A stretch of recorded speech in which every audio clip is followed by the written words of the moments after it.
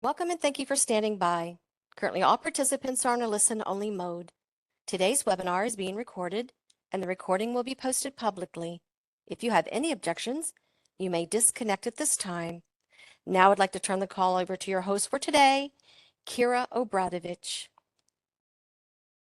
Good afternoon, everyone. Welcome to our webinar, Connecting Dots, Turning Data into Educational Impact. I'm Kira Obradovich, a data dissemination specialist here at the U.S. Census Bureau. I want to thank you for joining us today for the Topics, Tools, and Data to Use Scrolling Through Census Bureau Data webinar series. These webinars are a great opportunity for you to learn from our experts about how to access Census Bureau data, tools, and resources. If you wish to follow along, take a moment now to open an additional browser. You can also register for any of the webinars by visiting census.gov/academy. Before I introduce today's speaker, let's go over a few important housekeeping rules. As mentioned earlier, this webinar is being recorded.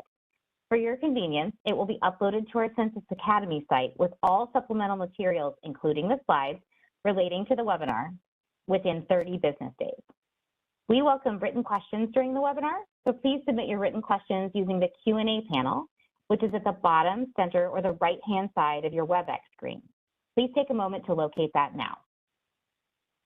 Once you've found the Q&A panel, make sure you choose All Panelists from the drop-down menu.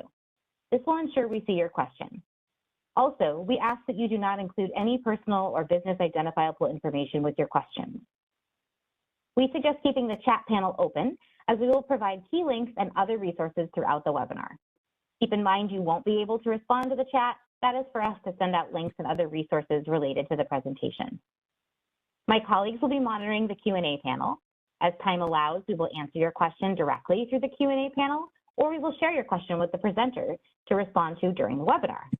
If we do not get to all questions with a response during the webinar, we will post the questions and responses with the webinar materials on the census.gov/academy site within 30 business days.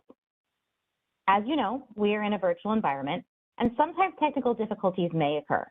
If you are having issues, try a different browser, such as Chrome, or consider logging out and coming back into the session. If you are having audio issues, try logging out and coming back into the session, or try selecting the computer audio. Now I would like to introduce our speaker, Dr. Amy Brambos. Thanks again for being here today.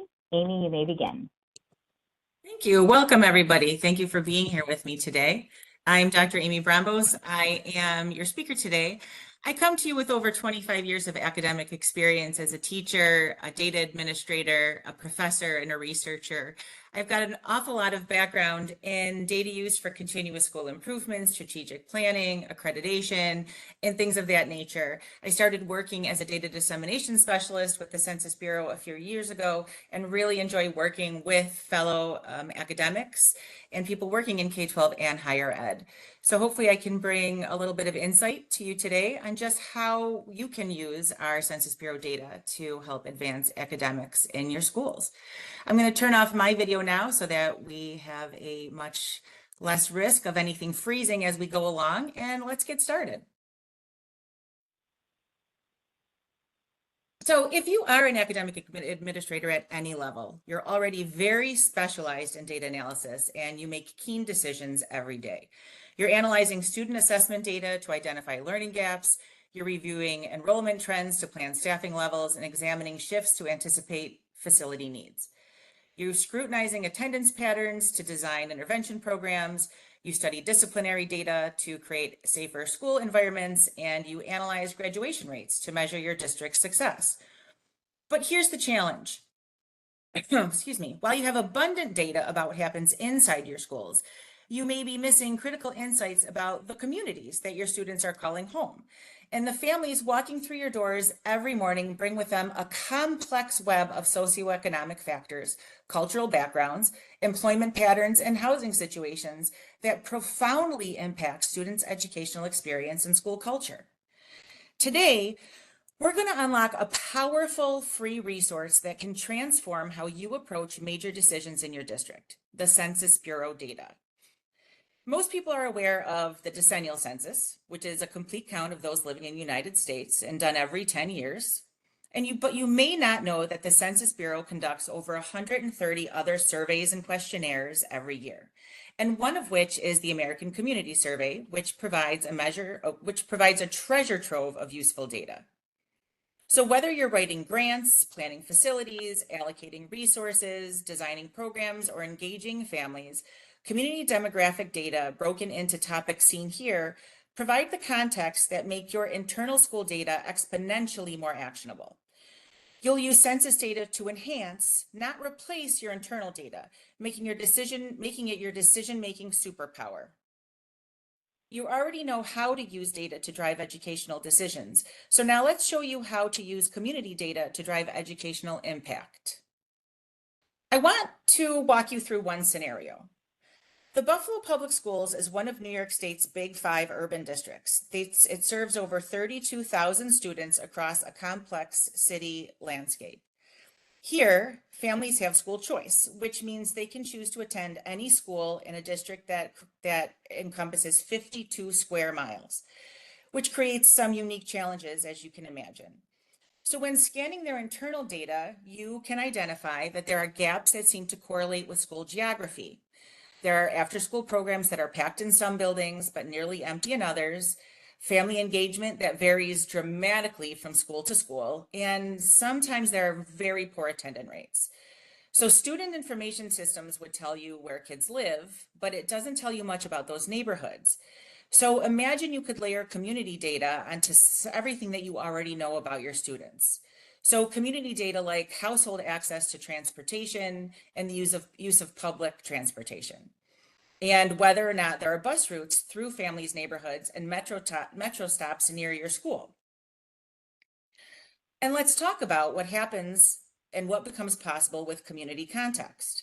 So what supports could this district bring in it once it discovers that almost 30% of families with children under 17 in this district's boundaries have a head of household with a high school diploma or GED, but no college?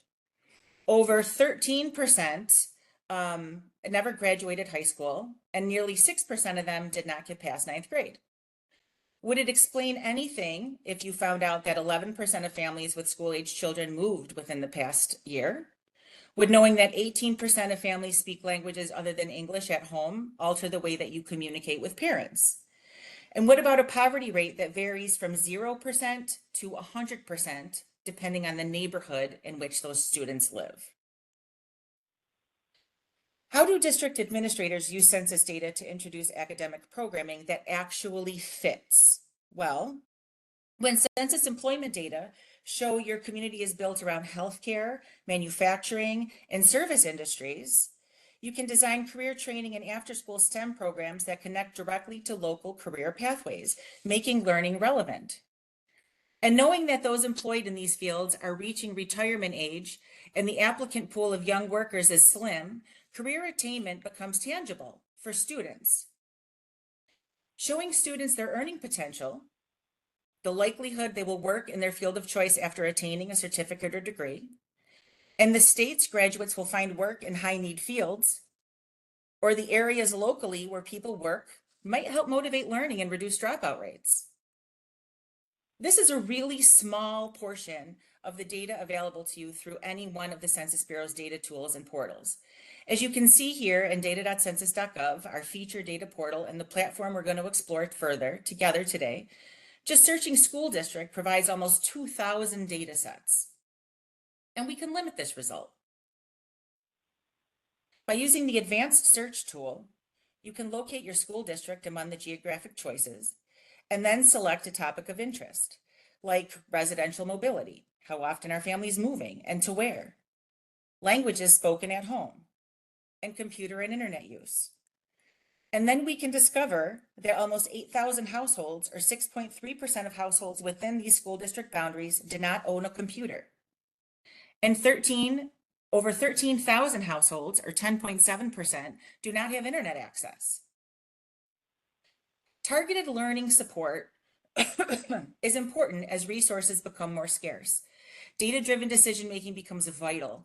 And in large, complex districts or districts contained within entire counties, geographic searches become slightly more complicated if you want to pinpoint neighborhoods where it might be where there might be a greater need for intervention services and supports. So there are ways to locate smaller geographies within districts like ZIC does, or zip code tabulation areas and tracts. As you can see here, they will nest sometimes really neatly within those boundaries. Another challenge, which can be easy to solve, is the population threshold for publishing data. This means that when searching for smaller districts in rural geographies with a small population, or the breakdown of districts into ZICDOs or tracts, you'll only find 5-year average data to overcome potential threshold limits in publishing that data. In either case, never fear, we're here to support you in your data searches and can provide individualized trainings for you and your faculty. So let's walk through data.census.gov together, and we're going to use Buffalo as our example.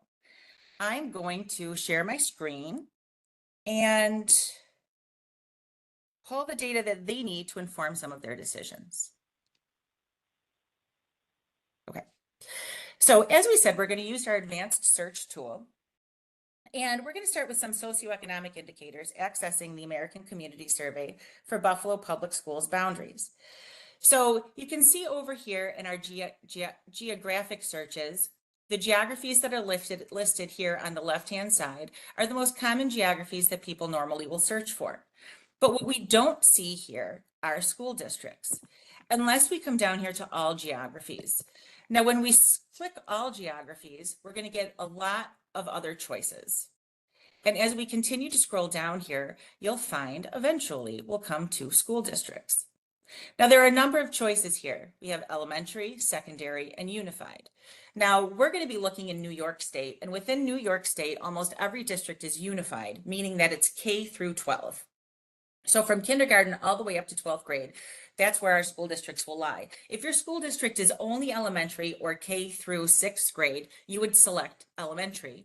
If it's secondary or 7th through 12th grade, you would select school district secondary. But we're going to stick with unified because we're going to look at this very large school district because there's some complicated searches that we want to do with this. And I want to give you that example. So now we're going to drill down. We know this school district is in New York. So we're going to select New York. And now we have every single school district within New York State. So thousands and thousands of them. We can scroll through, or we can come up here and we can just start to type in the school district that we're looking for, and it will eventually pop up. We're going to select Buffalo City School District here. You can select more than one school district, but we're just going to look at this one for right now. So I select Buffalo City School District here. And if I want to just see what's available to me with Buffalo City School District, I can come down here and select search, click search. In doing so, you can see I get almost 2,000 data sets. But one of the options that is available to me here is a profile. This is a narrative profile. And if I click here, what this gives me is an overview, a very vast and complete and comprehensive overview of the school district. And you can get this for every geography, including school districts, within data.census.gov. And I want to just give you a brief example of what this looks like, because this is very comprehensive and might give you exactly what you need. So this narrative profile, as we scroll down here, you'll see it starts with a basic overview of 8 different subheadings: populations and people, education, employment, race and ethnicity. And as we continue to scroll down, you'll see those subheadings pop up for us here. And then we'll start to see some data visualizations. And some of that data that was originally there for us underneath those subheadings at the top will start to become a little more detailed along with these data visualizations. And as we continue to scroll down, you'll see we're still in populations and people, and that's highlighted up here. And eventually, we'll come to income and poverty, and you'll see that shift here. And now we'll see more detailed data about income and poverty and some data visualizations about income and poverty. As we continue to scroll through here, you may see some details and you think, well, I would like to know some more information about this particular data. You'll see a data table ID underneath it. You can click on that data table ID and it will take you right back to data.census.gov, and it will give you that specific data table about that school district. Now, one of the nice things about this tool is that when you progress through it, it will allow you to back arrow and go back to the data, excuse me, the narrative profile. And it will also allow you to go back to your original search with your filters.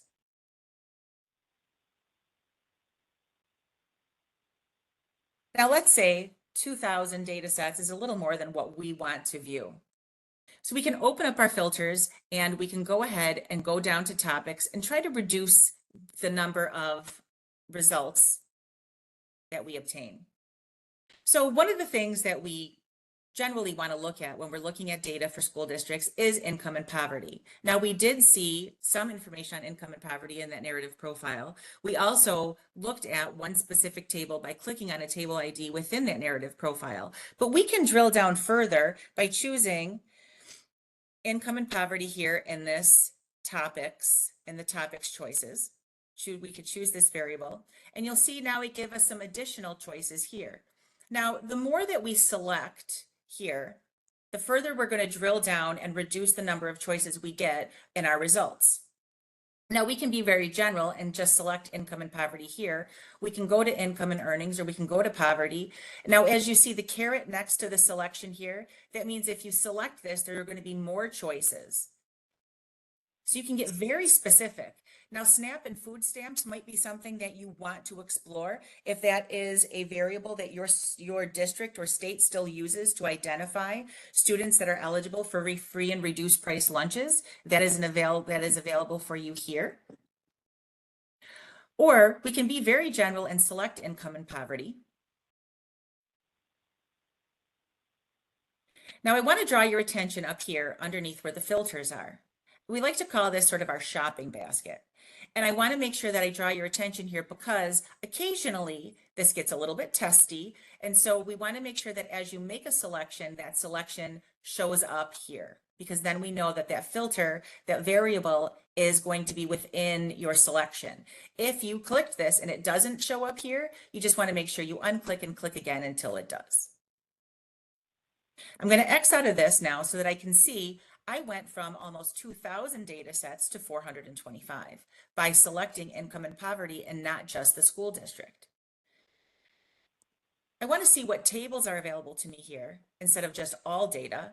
And now I can look down and see, well, I have all of these different poverty tables available to me. Because I am working with schools and I want to know about families with school-age children, I'm going to come down here and I'm going to select poverty status in the past 12 months of families. We'll see it says there are 27 products. I'm going to click this because I want to see just how many products there are and what those 27 products might be. So you can see that there are a number of different options available to us based on year, and you'll also see that there are 1-year estimates and 5-year estimates. Because Buffalo Public Schools is so big, this geography is large, and there are over 1 million people within Erie County, and that's where Buffalo Public Schools is located. You'll see that 1-year estimates are available to us here. But there are also 5-year estimates available. And if you're in a small school district or one that does not meet that population threshold, you will find only 5-year estimates will be available to you. I'm going to select 5-year estimates because at some point we're going to try to drill down through this school district and look at smaller geographies as well. So now you can see that within our poverty status of families, within this table, we're going to see a number of different types of information along our rows here. We can find out information about children or families that have children under 18, under 5, children under 5, but then up to 17. So here's really our school-age children. I'm going to make this a little smaller so we can see more of this information. And I'm going to clean this up a little bit just by getting rid of margin of error so that I can see some of the other information available. So you can see I have information about all families, families below poverty level, married couple families, female householder, no spouse present, and by total number and as well as by percent. You'll notice it does not say male householder or single father household on this particular table, but that is available to us in another table. We can also see this broken down by race, ethnicity, by employment, by whether or not this family receives SSI or cash public assistance, Social Security income, as well as educational attainment of the householder, number of children, and so on and so forth.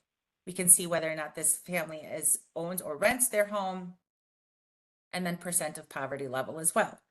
So within this information in this table, we can immediately see that 45% of all families with school-age children under 17 live in poverty. And 70% of the families where the head of household has a high school diploma, GED, or less live in poverty. These data are in such a large school district where there is school choice may lead you to ask if there are areas of the school district where there's a higher concentration of poverty and academic achievement versus others. So how can we identify neighborhoods within the school district? Across the top of this table, you'll see this banner, and this banner provides a number of different choices to you.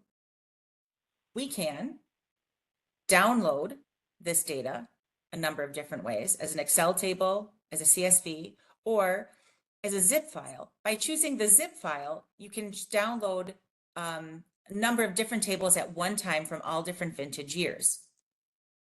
Other choices for you here are you can share by copying the URL. You can print it. You can chart it, or we can map it. I'm going to select the mapping tool. Now within this mapping tool, you see Buffalo City School District here, and you see all the other school districts that surround it. So what are we mapping right here?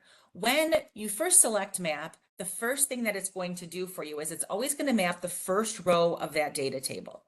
So we're getting families, all families, percent below poverty level is what this is showing us. So this is telling us 22.3% of families within the school district, all families live below the poverty level.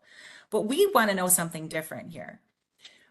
We can select any one of the variables from the rows from that data table. So if I wanted to know children under 5 and 5 to 17, or families with children under 5 or 5 to 17, I would select that, and it would then, you can see that the number switched to 45.1%.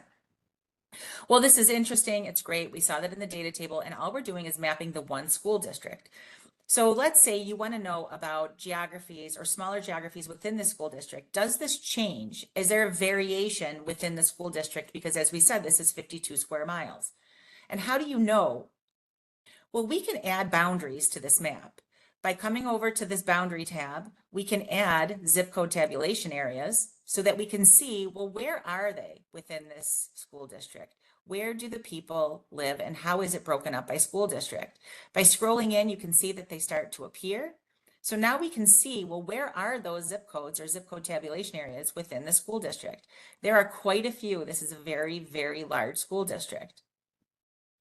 Now, because we've only selected school district, it's not going to immediately break this data up by school district for us. We're going to need to change that.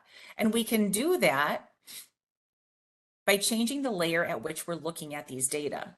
Right now, you can see we've selected Unified School District. I'm going to come up here and I'm instead going to select zip code tabulation area.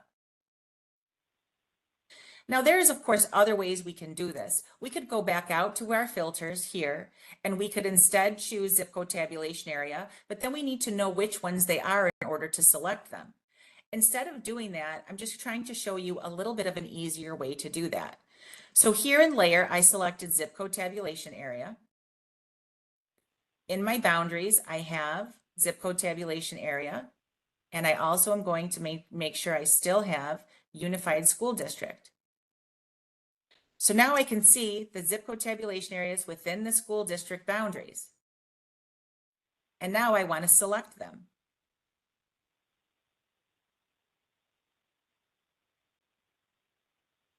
So as I select these school district or these zip codes within the school district, I now have all of them, and you can see I still am looking at families with related children of household under 5 years and 5 to 17 years old. And now you can see I've got the zip code tabulation areas. You can see that the color codes have changed. You can see that now this is ranging from 0% all the way to 100%. And you can see that I can also switch this up So I can take a look at this by race, by SSI, by high school graduation rate, or I can keep it how it is, looking at the families of children that are school-age children. Now, we can scroll in, we can scroll out, we can do all kinds of stuff with this. We can also change the number of classes of how this is divided up. Right now, it's divided into 5 classes. I can change it to up to 9. So I can break this up if I really want to see how much these zip codes vary. I can also change the colors. So now we can really see the stark difference. Oops, still on select, apologies for that. So now we can really see the stark difference in poverty rates across the school district. You can see here, you've got some zip codes or ZICTAs in which 0% of these households live under the poverty level, and some in which 100%, 14201, live under the poverty level. So if you want to know some more information about this, some questions you might ask yourself are, well, of these ZICTAs in which 100% of families with school-age children live under the poverty level, how many families are there? Right now we're looking at percent of families, but let's take a look at the number of families. So 14201, 226 families there. These ZICTAs here in which it said there were 0, 41 families. So sometimes the number of family versus the percentage of family, it does make a pretty significant difference knowing the number versus the percent. Now, by selecting the ZICTAs here, in addition to the school district, when I did that, it also changed my filters and it added all of the ZICTAs as well as to the school district. So now they will permanently be there unless I remove them. So going from map back to table, you'll find that all of those zip code tabulation areas are now here on my table, in addition to the school district, which now allows you to go ahead and view the variances or the differences across the school district. And in a school district such as Buffalo City School District, which is over 52 square miles and serving 32,000 students, this makes a difference. In which they have over 70 school buildings, and you want to know then, well, where are the people who have high poverty rates? What about the families who have high mobility? What about language, for example? What about, transportation? We looked at that map. We can find within data.census.gov information on then those families without transportation based on households using similar search tools. So that being said, now let's go back to our results and let's go back to filters. I'm going to get rid of income and poverty, and some of the things that we generally find interesting when looking for data based on school district are transportation and household data. So I'm looking at view all filters. I can see I have all of my ZICTAs or zip code tabulation areas. I got rid of income and poverty. Okay. So I want to start over. I'm going to go head over here to topics and I'm going to search housing. And again, you can see all of the different variables that I can select using housing. So let's decide which one is it that we might want to go ahead and explore.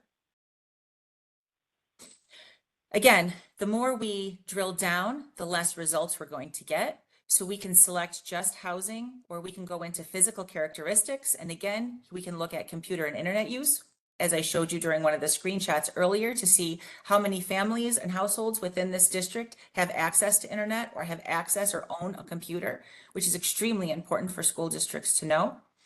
We can look at housing or home ownership in general and get quite a few results. 1,490 to be exact. And I want to know about housing, but you know what? I also want to know about housing for families. So I'm going to come back up here to families and living arrangements. And I want to know about families with children. And by making these selections, what I'm doing is I'm drilling this down now, and I have 165 results instead of 2,000, instead of 800. And now I have households and families. I have ratio of income and poverty. I have household type for children under 18. I have all kinds of other different and interesting information here within these tables that are specific to children or households that have school-age children. So let's take a look at the first one, households and families. So now I can see total households within Buffalo Public Schools based on type of household. So now again, here we have single parent households by male householder, by female householder, by size of the family, by age, by household type, units of the structure, and whether or not it's owner or renter occupied. And owner and renter occupied is something that generally we like to look at as administrators to find out about high mobility rates and what's the likelihood that families may be moving within the school district boundaries throughout the course of the school year. Now, within Buffalo City School District, there are 70 school buildings, and yet because there's school choice, when families are moving within that school district, they don't necessarily have to move school building. So this is one of the key indicators of high mobility is renter occupied housing units. And we can see that the total number of families that rent is almost 57%. So that's pretty high. It's much lower for married couple family households and much higher for single parent family households.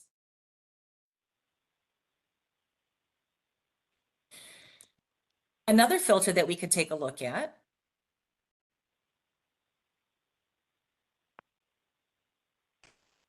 if we want to know about mobility,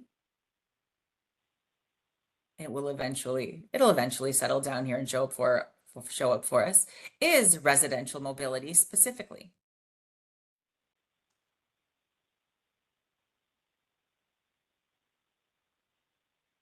By looking at residential mobility, we can look at geographic mobility in the last year and find out where people are moving to and if they're moving. We can find out if they're moving, if they're renter occupied moving, if they're moving from the same, if they were in the same house a year ago, if they're moving within the same county, if they're moving within a different county, but within the same state. We can find all kinds of different information. Now, I want to draw your attention to the fact that when we pulled into this, or when we went and got into this table, all of a sudden we're looking at Buffalo City School District, but all of our ZICTAs disappeared. And I would want to draw your attention to why that might be. When we come up here and we look, we'll see that this is 1 year estimate data table. And as we learned earlier, we have population thresholds that determine whether or not we're going to receive data based on 1 year or 5 year estimated data tables.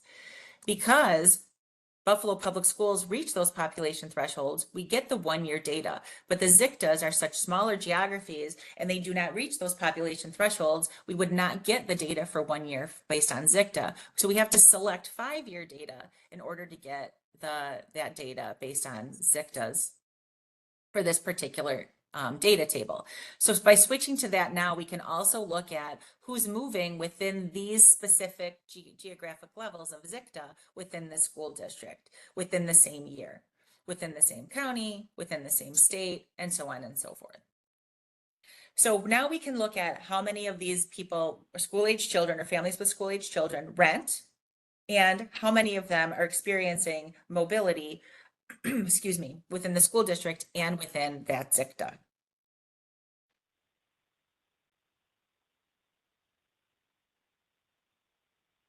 Going back out, other information that we can find within populations and people include languages spoken at home.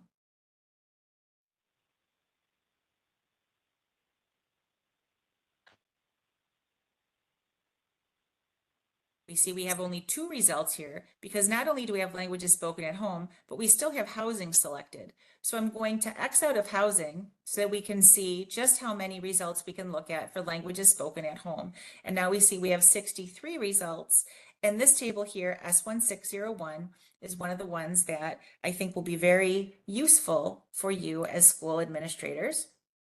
Because not only does it look at languages that are spoken at home by age, it also tells you whether or not they speak English well, very well, or if we make this a little bit bigger, less than very well. by percentage and by number.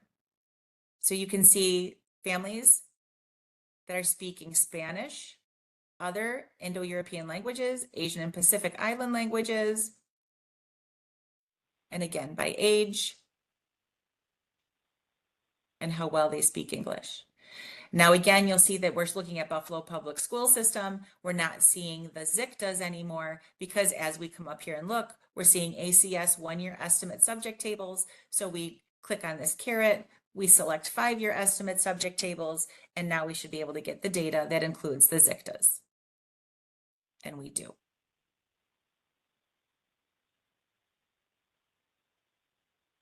Coming back to filters, I'm going to show you one more that I think will be very interesting to you and very useful.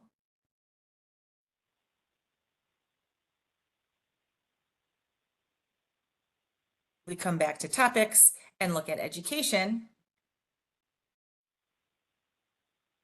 I'm going to go to school enrollment.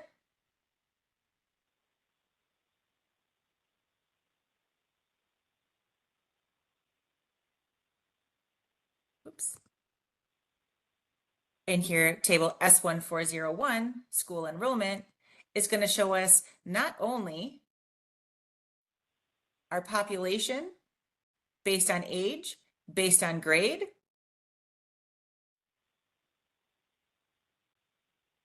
and all the way up through college and graduate school, but also whether or not they're enrolled in public school or private school. And again, I'll remind you to be careful and cautious when selecting your tables because we're again in a 1-year estimate. And so we're going to go back to 5-year estimate. So we can see that these data are available to us based not just by school district, but also based on ZICTA.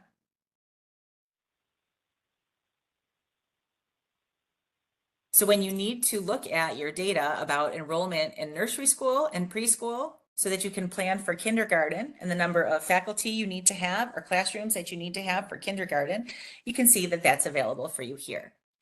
I'm going to come back here now because I would be very remiss if I didn't take the time to introduce the SAPI tool for Title I Grant Writing and Needs Assessment.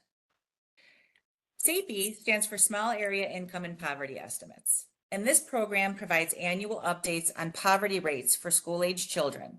And this is crucial for Title I funding calculations and grant applications. This interactive tool is relatively intuitive and it can be used by it is used by the Department of Education to allocate funding.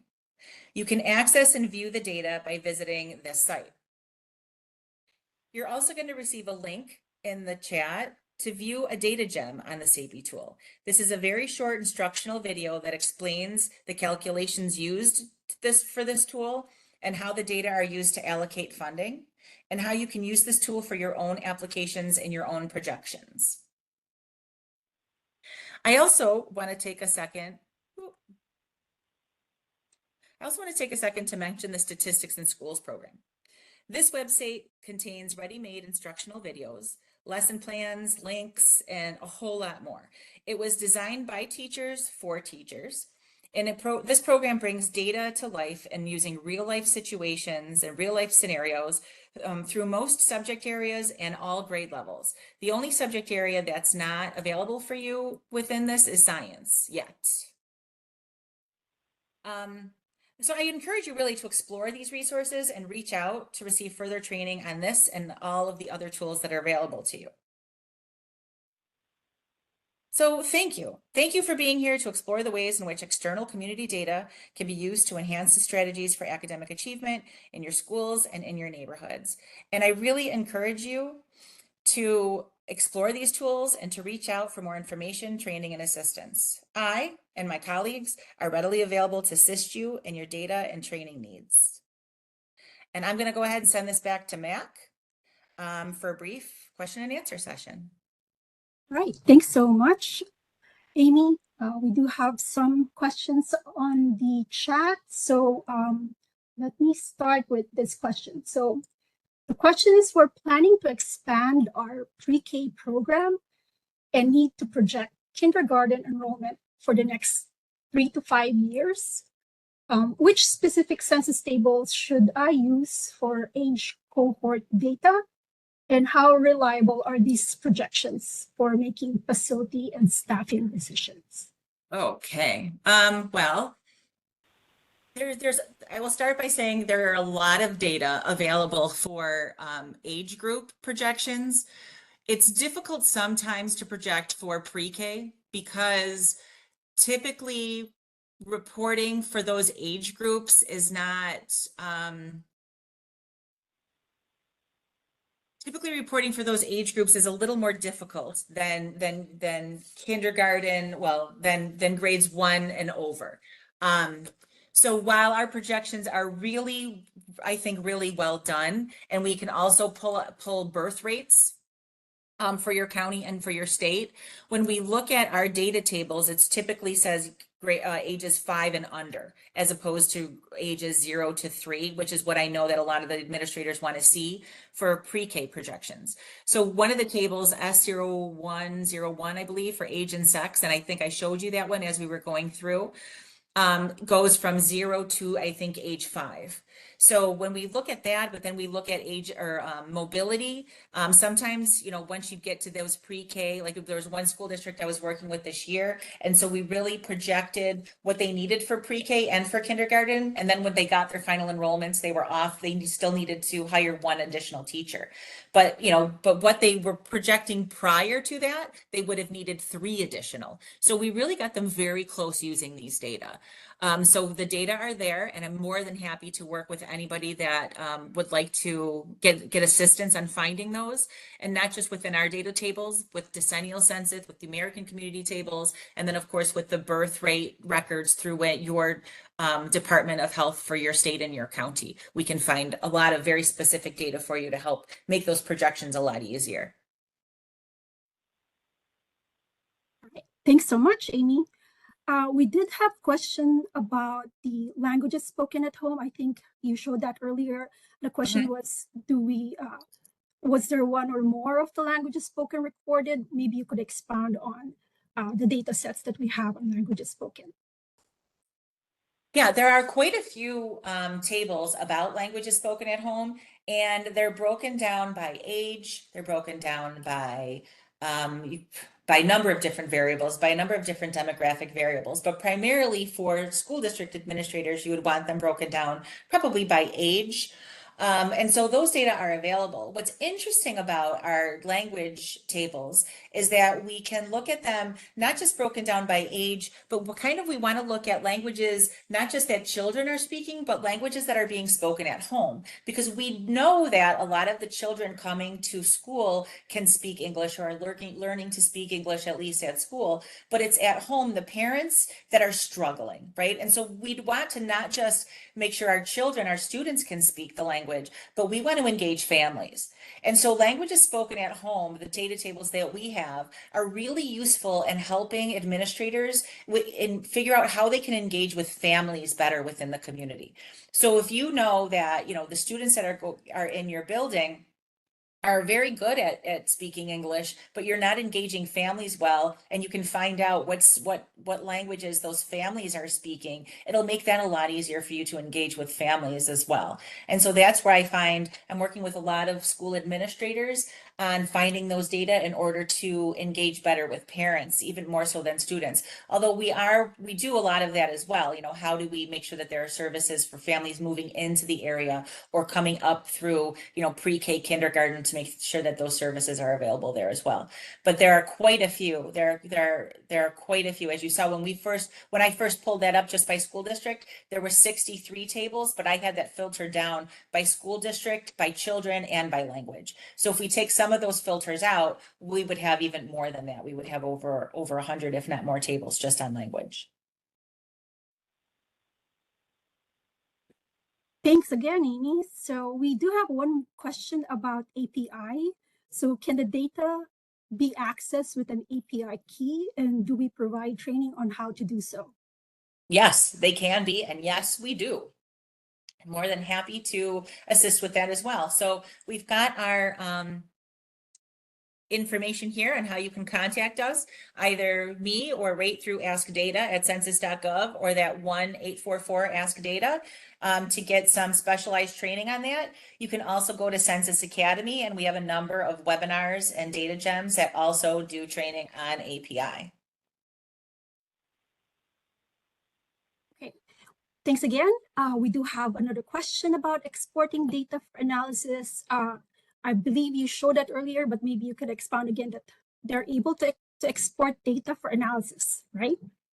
Yes, and since we do have some time, I'll show you. So right up in here, we're looking at the school enrollment data. Right up here on this banner, I've got it enlarged right now, so it's easier for everybody to see. But here where it says more tools, if we click here, then here's download. So you can download this as an Excel, as a CSV, or if I selected zip and I click download data, you see the option here allows me to, for this table, I could select all of these vintage years back to 2010 to download at once for both 5-year and 1-year subject tables.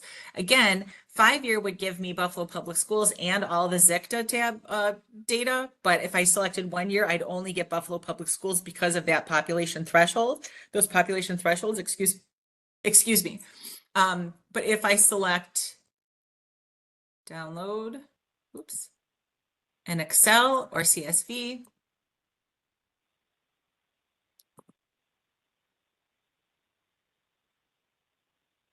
we'll see that download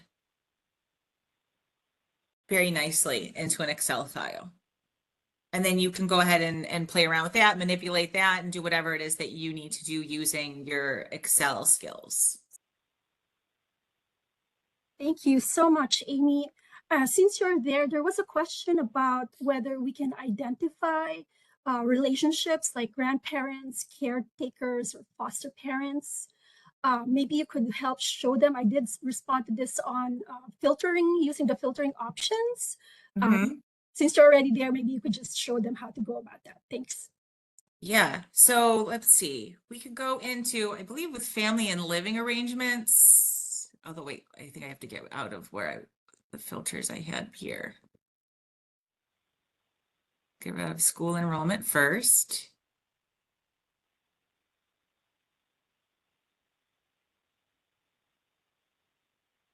Families and household characteristics, I think we can find. Yeah.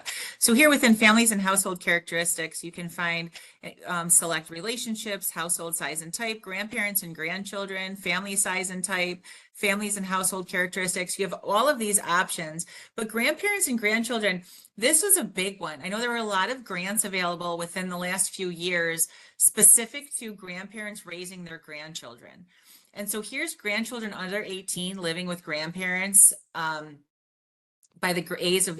age of grandchild. And so this, here's one of the options that you might be speaking of. And again, let's go to the 5-year data so we can see this better.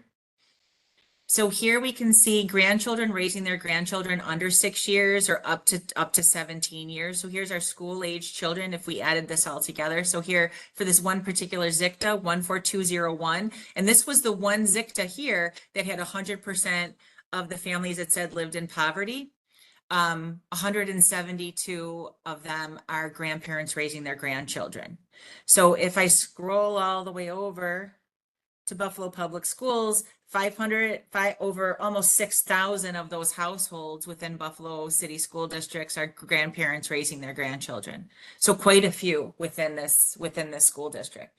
So that's where you would go, or one of the places you could go to find this information would be here within this topic here, families and living arrangements. Thanks again, Amy. One last question. I think we have time for one more question. She's looking for data on community health and social determinants of health, which is similar to what you've already presented, but could you briefly show how to access data on health? I know that we're focusing on education, but since you're there, oh yeah. You. Yeah, social determinants of health, extremely important. And I don't know if I have any of these, I do, grandparents and grandchildren. So when we want to look at not just, I mean, obviously I know we're not just looking at health features when we're talking about social determinants of health, but within health here, we've got health insurance, health, fertility, disability, and then expenses also within our health topic tab here. So just to be very general, we might want to be very general here. We'll just select health. And now you can go into disability. You could take a look at all the ways we identify and differentiate the different types of disability and disability characteristics here. But so we could look at health insurance coverage, selected characteristics of the uninsured. You know, we've got so many different options here. Sometimes it's good to be extremely general in your selection, just so you can scroll through and see what we have available, right? What does this even mean? So like, this is interesting too here, disability status of grandparents that are living with their grandchildren under 18 by responsibility for their grandchildren. Right. So you've got grandparents raising their grandchildren, but what is their disability status and what is their responsibility? So that's an interesting one there. So we could even just go here to disability characteristics, because it's not just going to be about disability. So many of these tables have information in addition to. So we're looking at corollary factors so often in addition to just like that one factor, right? So that one topic, it's not just disability. It's disability, but by sex, by race, by ethnicity. So some of these other, you know, critical factors or critical determinants. So we've got age, ethnicity, and then disability type detailed by age as well. Vision, hearing, ambulatory, cognitive, and as we continue to scroll down, we can see that those are all broken down by age as well. And so when we look here, we've got not just race and ethnicity, but as we scroll over, with a disability, percent with a disability. So, you know, as you scroll through, you're going to see an awful lot of different types of tables available to you. And I always, you know, I encourage you to take some time, look at them, see what each of these tables actually presents to you, what kind of data are presented to you when you look at them. Thanks again, Amy. And I think that's all the time we have for questions. I'm turning this over now to Kira. Okay. Great. Thank you, everyone. Thank you, Amy, for this informative presentation and data tool walkthrough, and Max for presenting some questions. As a reminder, if we were unable to address submitted questions, they will be posted with answers on the webinar page with the webinar materials. If you would like assistance or more information on our data and resources, we have an excellent team of data dissemination specialists across the region who are all available to help you out. You can request a training by visiting the Census Academy page at census.gov/academy. It's also in the chat right now. There you can find some other resources such as recorded webinars and data gems. Before we conclude, I'd like to thank everyone who played a role in today's webinar. We thank you, our audience, for spending your time with us this afternoon. And we are very interested in hearing from you on how we are doing. So please take a moment to fill out the evaluation that will appear when you exit the webinar. That brings us to a close. We thank you again for joining us today and hope you have a great afternoon.